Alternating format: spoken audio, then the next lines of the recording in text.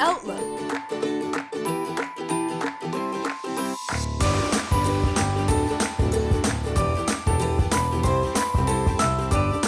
With Lisa Kelly and Louie DePalma.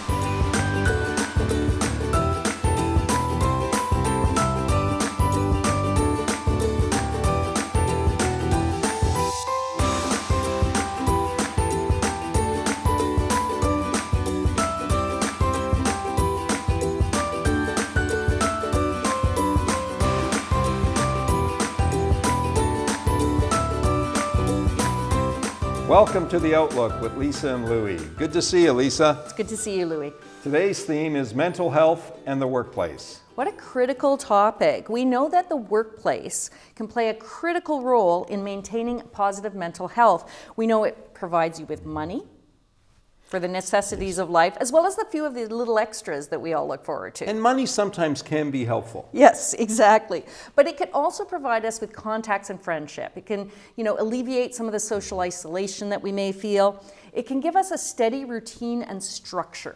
And that gives us purpose and energy, right? And it also allows us to gain skills, it allows us to make a contribution. It really helps us with our self-esteem. Absolutely.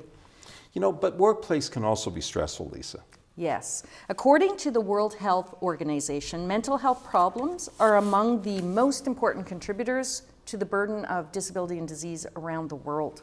So it's really important that we create a positive work-life balance to reduce some of that stress. And Lisa, according to the Mental Health Commission of Canada, 70% of Canadian employees are concerned about the psychological health in their workplace, and an additional 14% think that workplace is not healthy or safe at all. And this is borne out by other studies, Louie. So we know the Conference Board of Canada in 2016 reported that about 30% of long-term disability claims are attributable to mental illness. We also know that 500,000 Canadians miss work each week due to mental health issues. That's a lot of lost productivity. It really is. Yeah, this is a topic that really can't be ignored. Nope. And that brings us to today's hot topic.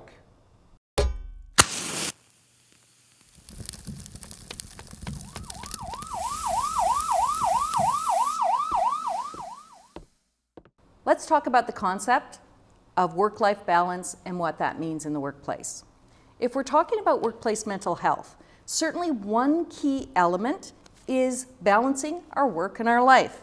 We're talking about how we measure or prioritize between our personal and our professional activities. And we need to think about that over the course of our day, our week, a month, or even the year. With the rise of mobile technology, I think that balance has been disrupted. It's skewed toward work, and it's no longer easy for people to demarcate between what I'm doing at work, what I'm doing at home. Think about all those tweets or alerts you're getting after working hours, how they can actually draw you back into the worries of work and really disrupt your personal life and the balance there. Some people argue for work-life integration, and I think that's important. We bring our whole selves to work. We can't clearly separate it as this is me in my personal space and this is me in my workspace. They do have overlap. However, this can be a challenge for many, many people, including those in the sandwich generation. So if we think about people who are trying to balance elder care issues, raising a family, and trying to clearly build a successful career, those challenges and that balance needs to be addressed. It can lead to stress, which can lead to mental health challenges. Poor balance often happens when employees are responsible for managing that on their own. Employees obviously want to, do well, reflect well on their company, so they are taking some cues from employers. Good balance or integration is a shared responsibility between employers and employees. Whether you're an employee, a peer, an employer, it's really worth asking yourself what you can do better to provide balance in the workplace. Now let's move to our feature segment. We're really excited to welcome Candace Singh. Candace is an adult educator and facilitator at CMHA Durham Recovery College. Lisa, I understand we've done a lot of work with the college. Yeah, the Canadian Mental Health Association has been so supportive in providing us with a series of recorded webinars that we've made available to employers and job seekers on how we can support positive mental health in the workplace. And what was the main message, Lisa? Well, there were a couple. The first thing is we both have employers and people with disabilities have tools and information that they can use to maintain positive mental health.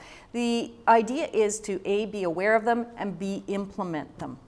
Lisa, if someone missed that episode, where can they find it? They can go to Discoverability Network's YouTube channel and look up the recordings for April and May. Now, let's take a look at my pre-recorded conversation with Candace Singh. Hi, Candace. Welcome joining us. It's so great to see you. Full disclosure, we've worked together in the past. You've done some work with our job seekers as well as our employers who are looking to hire people with disabilities. Can you tell me a little bit about what you do in this space? Thank you for having me back. I'm an adult educator. I work at the Recovery College Wellness Center with Canadian Mental Health Association Durham. That's a mouthful, but what the Recovery College does is really just bring wellness workshops to the community. With regards to the pandemic, it's been really helpful in the sense that we are allowed to expand our community, our definition of community, and serve with the use of virtual platforms all of Canada at this point. So as an adult educator, I create workshops and really make the students' dreams happen when it comes to the kinds of courses that they want to see at the Recovery College and the kinds of topics they want to focus on to enhance their wellness. And of course, a lot of those topics deal with mental health issues and what's happening and how they can thrive in the workplace. So in your experience, what are the greatest factors, either positive or negative, that impact workplace mental health? There's a lot to think about when it comes to workplace mental health. The first thing I think is really flexibility. We're hearing this a lot right now, flexibility in work schedule and place. So that certainly positively as well as negatively impacts mental health in the workplace. Another thing that I really want to pinpoint and really want to say to employers out there is to really be mindful of what we are rewarding. So when it comes to the workplace, if we're rewarding overworking and giving, maybe I don't know if it's employee of the month to those who are working 12, 15-hour days when there's only sort of 9 hours or 8 hours in a day, we need to be careful of that because that's certainly going to take away from our wellness. So why not reward wellness and reward things that contribute well to mental health? That's interesting, Candace. Can you speak a little bit more about the whole idea of rewarding? When it comes to employers, we tend to reward productivity in the moment rather than considering long-term productivity. So, rewarding that 10-hour day or that 10 hours worth of work that happened in 9 hours or in our theoretical 8-hour day, whereas the pandemic has blurred those lines. So perhaps we're starting a little bit later, but we find that our contribution is much more than those 8 or 9 hours of that day. We actually take away from productivity long term. So we're looking at, hey, right in this moment, you've done so much work, I want to reward you. And I urge employers to be mindful of this because we can see staff burnout. We can see things like fixation where our anxiety levels are increasing and we see that manifest in a lot of physical ways. So yes, I definitely think that employers need to be very careful with rewarding really our idea of productivity rather than rewarding the wellness, really the wellness sort of behaviors that our staff tend to take on rather than the productivity pieces. Candace, I've got a ton more questions. So let's start with what can employers do to promote positive mental health in the workplace? I have a simple way of remembering this, and that is with the crap model. So I have a little bit of a saying: when your employees are feeling like crap, use that as a reminder as to what you can focus on to make your employees feel well. So the C in the CRAP stands for connection, and it's all about keeping your employees connected. And that can look in many different ways. So when we look at connection, it's not only amongst employees, we're also looking at it involving yourself as an employer and interdepartmental. So we want to get our employees exploring other departments, and that could be so simple as creating a space like a lunchroom where other departments eat lunch together, and really understanding the workings. We see a lot of stress, I would say, in the workplace when it comes to feeling very siloed and very isolated. I think we've done that enough when it comes to COVID. So this is our opportunity to connect with each other and engage and create that environment of connection. And reminding ourselves that our staff have lives on the outside too. So the conversation need not only be about work, it can certainly be about what you did over the weekend. Your meetings can involve things like that, just a social hour, or not even necessarily an hour, a social set of minutes that you designate, just really keeping your employees feeling connected.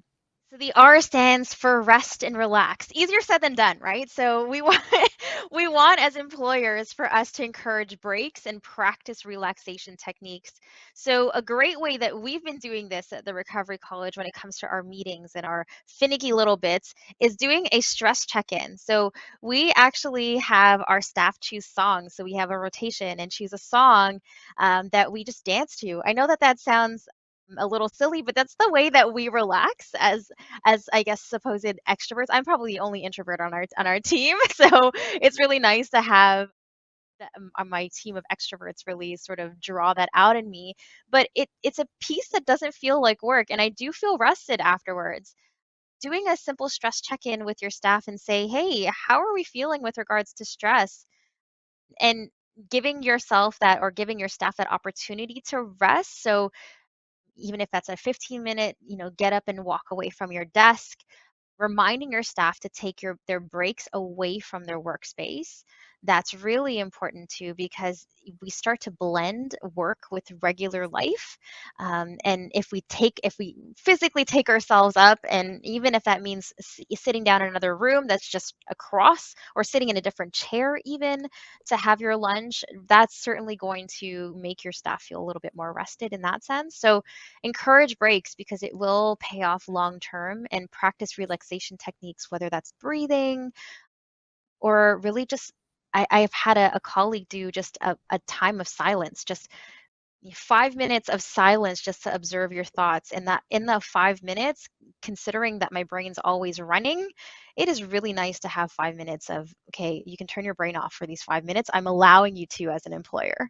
The A for our CRAP model stands for active.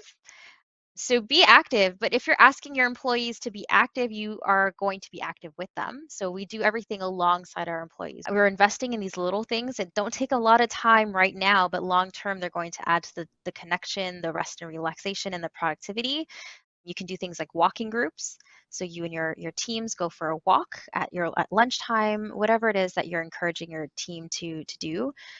Active actually stands also for active in the community. So reminding your staff or reminding your team of taking on that team structure in outside of the workplace, whether that's volunteering for a cause that everybody's really passionate about. Maybe that's the Humane Society, maybe that's the homeless shelter, whatever it is that people are really happy to engage in, certainly encourage that. Now, you talked about that A, and it's really interesting. Is there a relationship between mental and physical health? Oh, absolutely. So our minds and our bodies are connected. So absolutely, they're one and the same. We see a lot of, I mean, I can say for myself, when my mental health isn't so great, my physical health is also suffering. I might get sick more often. I might get a little bit more susceptible to the common cold. I don't know if that even exists anymore right now, but the little things that my body seems to be able to fight off on a normal case seem to sort of suffer really when it comes to the times where I'm not feeling mentally well. So I don't think that there's any difference, at least from my own opinion, is really there's they walk hand in hand, right? We want our physical health to be great, but our physical health isn't very isn't a silo thing. It's not an independent thing. It certainly involves our mental health and well-being, and certainly creating an environment that fosters mental health can certainly impact positively our physical health.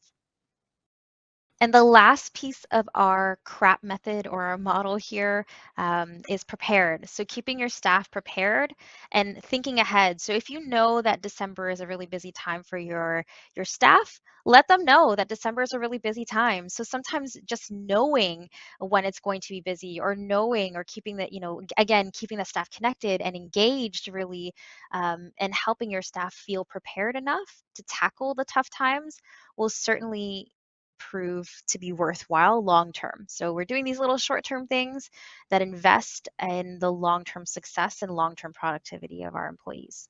What's your thoughts about being out in nature and reconnecting with nature? Does that have a component for mental health? Can that be helpful? You talked about going out for a walk, for instance, with your employees or your coworkers. Yeah, I think it definitely can certainly impact mental health positively. So we look at things that are grounding when it comes to mental health and wellness and anxiety, which is, it seems to be a lot more common now. We are seeing things that actively engage all of our senses, and we're putting ourselves in a position to do that. So we take ourselves outside where there's things to see, there's smells to smell, there's sounds to hear, there's lots of things that engage all of our senses outside, and it's distracting. So, and it's distracting in a good sense. So we want it to distract us enough to feel grounded and to separate or to detach us from, sort of the stress and whatever it is that we might be experiencing, and the pressures that it is of work, especially on a very tough days. Burning question. So, how does someone in your role practice what you preach? In terms of rest and relax, I think when my body doesn't feel like it's being very productive, my mind feels pretty. I like to call it cloudy. I have like these cloudy brain moments. I will step away from my desk, and I will certainly take that moment. It doesn't necessarily need to be 15, 20 minutes, but it's just a moment that I'm stepping away from my desk, and I come back and I feel refreshed, even if that means walking to the water cooler to refill my very large water bottle and take a second to just breathe. Yeah, I definitely think that those little things, as well as self-care. So what I do outside of work in terms of self-care is being more mindful. So I try to watch, I'm an early riser, so I try to watch the sunrise in the morning. It's getting a little bit harder as we hit the summertime, because that means I have to wake up a lot earlier. But it's certainly something that makes me feel refreshed and really happy. And I try and get at least 30 minutes of movement in the morning to set myself up for the best outcome of my day. Well, it sounds like you're doing everything that you told us in the CRAP model. But I'm going to tell you, instead of saying keep up the crap work, I'm going to say keep up the important work that you're doing. We'll all remember that metaphor or that little acronym. And thank you so much for joining us.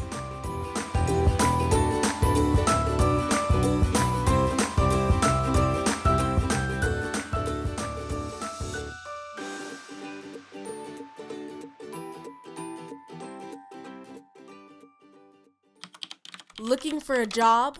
Let us help. Connect to an inclusive employer in Ontario who wants to hire you. Check out discoverability.network and sign up today. Looking to find talent? Let us help. Seize the opportunity to advance your business. Check out discoverability.network and sign up today.